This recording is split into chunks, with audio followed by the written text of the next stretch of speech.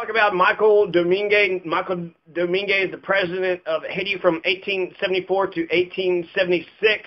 So for less than 2 years, he was born in Les Cayes. In 1813, he graduated from military training, became commander of the Army units in Sud. So he's the 11th president of Haiti, Michael Domingue. Who was he? He was primarily a soldier. He really didn't have the tact of a statesman. That's what Wikipedia is saying. It says he resigned in April 15th, 1876. So they're sitting there saying that some of his people were being accused of corruption, and they got assassinated, and he got scared, so he ran off to Kingston, Jamaica, and he died a year later in Jamaica. So the president of Haiti ran away in 1876, and they died in Jamaica. He still has surviving family in the U.S. and Haiti, but they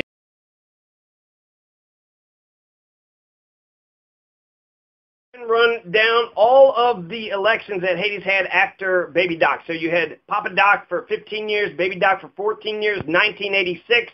Now you have no president, okay? So who's going to be president in 1986? You're going to have Henry Namfi. So Henry Namfi is president for 2 years. He's a Haytian general. He's president from February 7th, 1986 to February 7th, 1988. I don't know if he was elected or how he got into office, but Henry Namfi was president after Baby Doc, and then for 2 years. Then Leslie Manigat. Leslie Manigat was president for from February till June.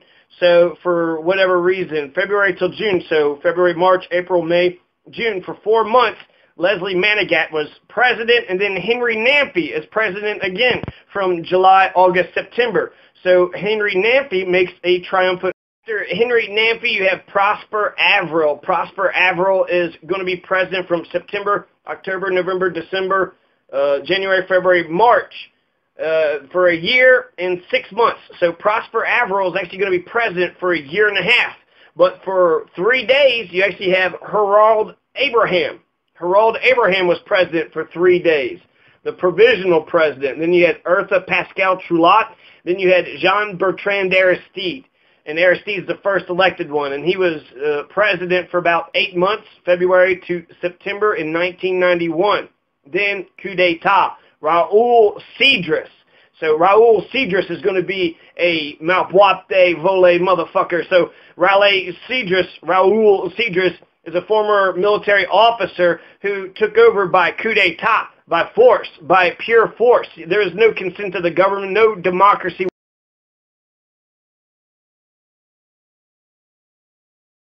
We have Joseph Neretti. Joseph Neretti, he was the president from October, November, December, until June of 1992, so for 8 months. And then Mark Bazin is going to be the president for a year, from June 92 to June 93. He was part of the movement for the installation of democracy in Haiti, the instauration.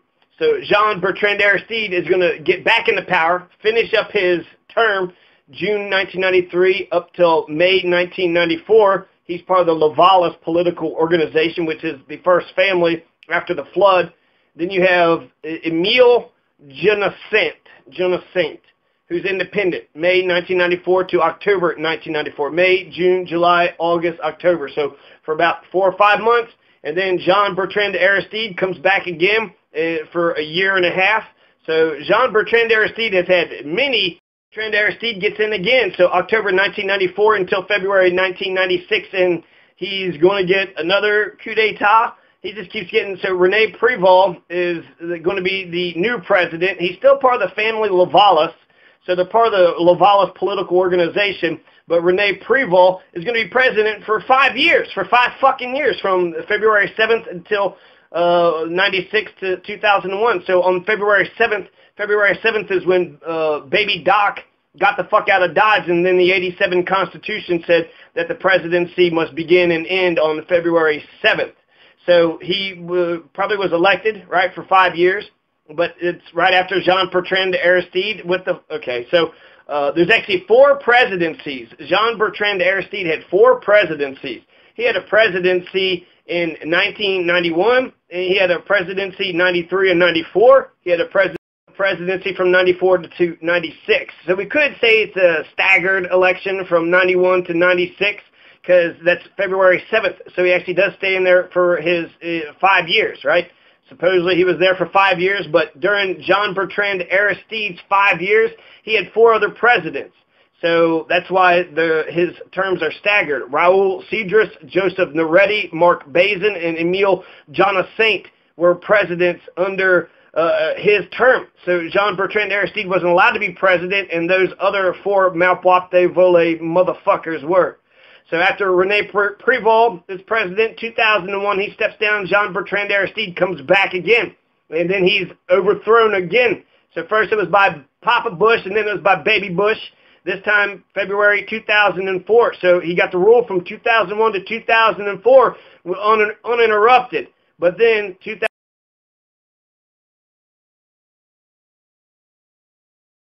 Boniface Alexandre.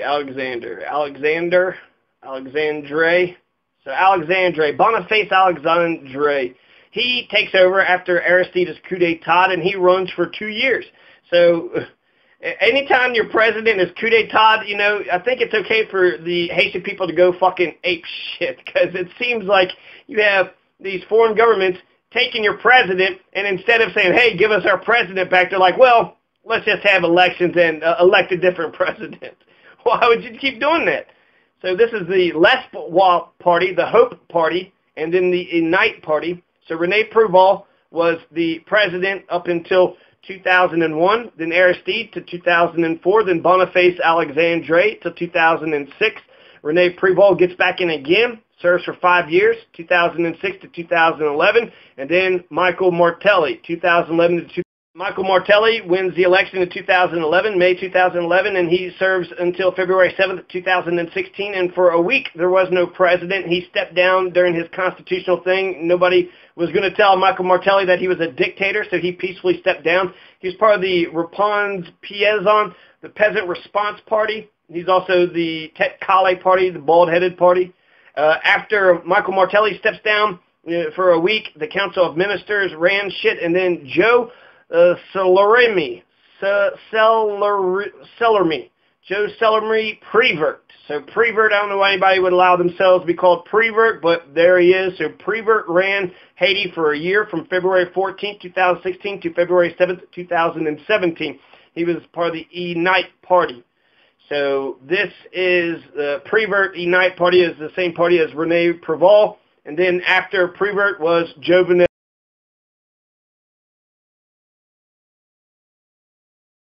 You're going to have Leslie Manigat, who's going to win an election in January 1988. But the first attempt at elections in November 1987 under Henry Namfi. And Henry Namfi is this piece of shit, this dumb-looking motherfucker right here, this Adolf Hitler wannabe, this tyrant, mulatto tyrant, son of a bitch, hanging out with Jovenel. Interesting company you got there, Jovenel. Interesting company you're keeping. So this Henry Namfi, he was president. He was president of Haiti for at least 2 years straight, from February 7th, 86 to 88. Leslie Manigat gets elected, but this was after, you know, his elections, which was violent. So Henry Namfi oversaw the democratic elections, which were violent. A lot of Haitian people died in 1987. A lot of Haitian people died for democracy. They wanted to vote. The Haitian people wanted to engage in democracy, and when they went to go vote, they got murdered. Carter said that citizens who lined up to vote were mowed down by fusillades and terrorist bullets. Military leaders who had either orchestrated or condoned the murders moved in to cancel the election and retain control of the government.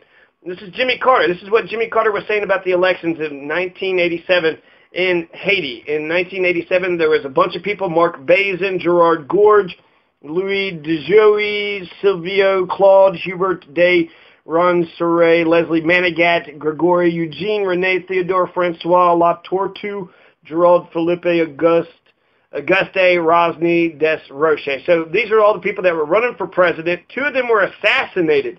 Louis Eugene Athis, the Democratic Movement for the Liberation of Haiti, was killed August 3rd, 1987. This is under Henry Namfi's regime. So Henry Namfi was able to get the 1987 Constitution written, but Henry Namfi, candidate who died, because these are good Haitian people. Good Haitian people. who stood up for what is right and died. So Yves Volel was a Haitian lawyer, activist, presidential candidate who was assassinated in 1987. He's the leader of an offshoot of the Haitian Christian Democratic Party led by Sylvio Claude, also known as the Christian Democratic Rally. So they're killing Christians. Christians are trying to get into the political process. So what did Yves Volel do? He ran for president. He had 6 children. He married 3 times. His last wife was Rosemarie Volel. He ran from the Dubierre regime. So he was against the Dubierists. He was not a Dubierist, and maybe that's why he got killed. He set up a group known as Operation Exodus. He was trying to help out other of his Haitian people to escape there.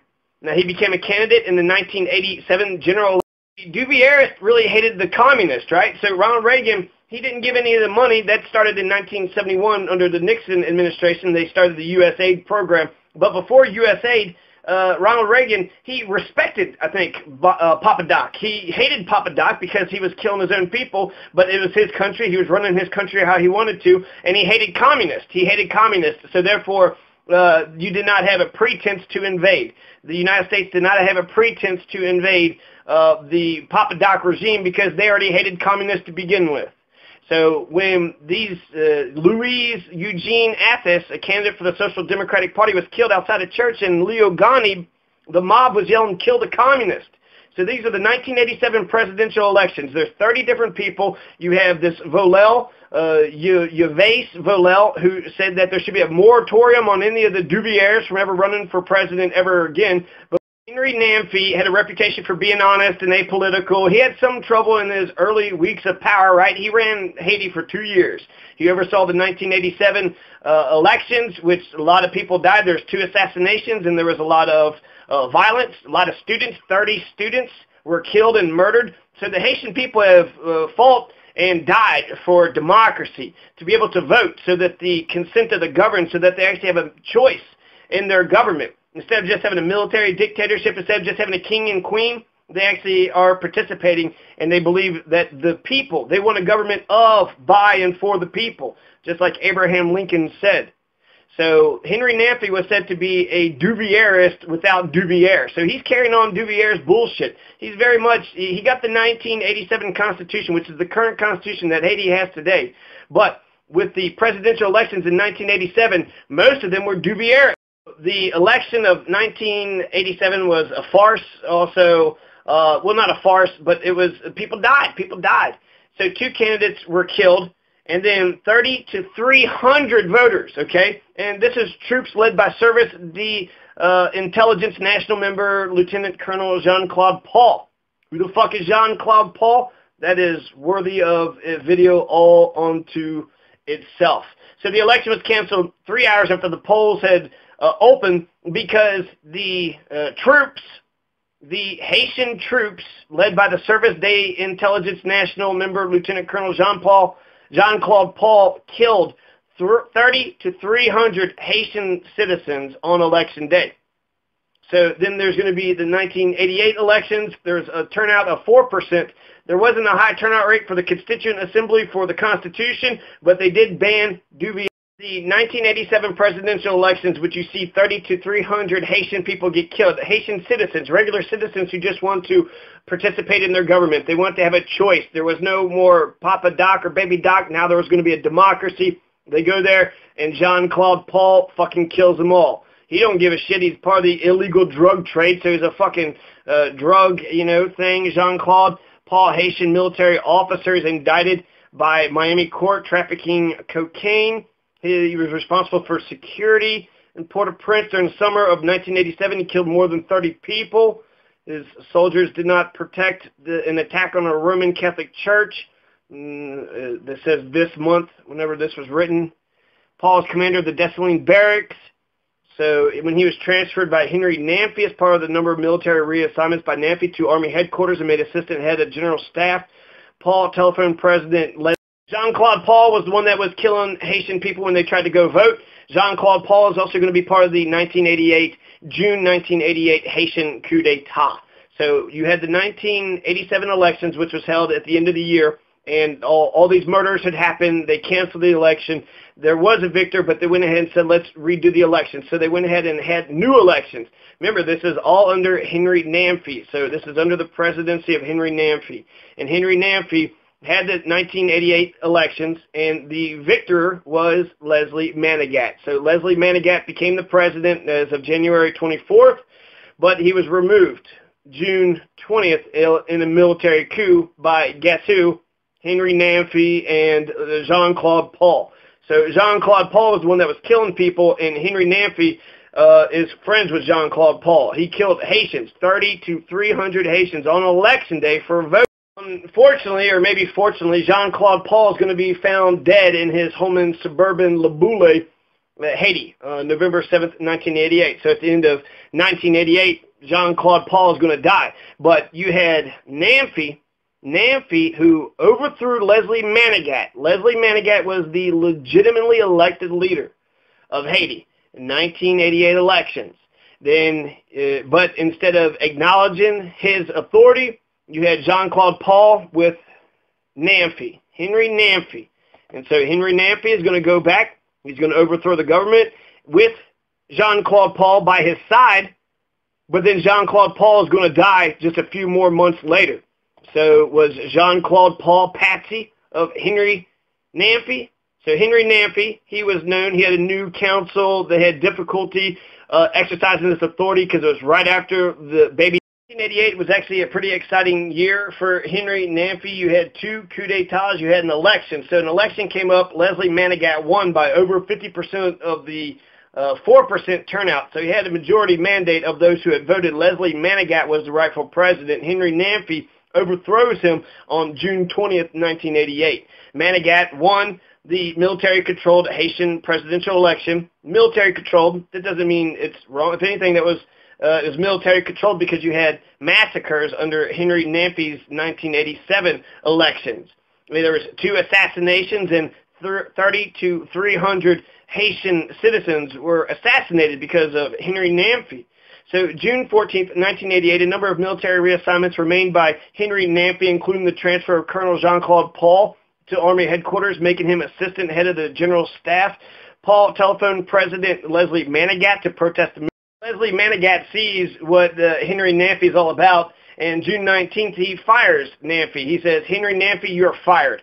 From here on out, you're going to try to overthrow me. You're preparing a coup d'etat. So Leslie Manigat fired Henry Namfi on June 19th, 1988. Then June 20th, the day after, Henry Namfi goes ahead and says, nope, I'm the president, bitch, and then kidnaps or kicks Manigat out. So Leslie Manigat is now out in a coup d'etat, and Jean-Claude Paul and Henry Namfi are back in power for a few months. June, July, August, September. 3 months later, on September 1988, you have another Haitian coup d'etat in which Prosper Avril overthrows Henry Namfi. So now Henry Namfi had overthrew Leslie Manigat, and now Henry Namfi just got overthrown by Prosper Avril. And then Prosper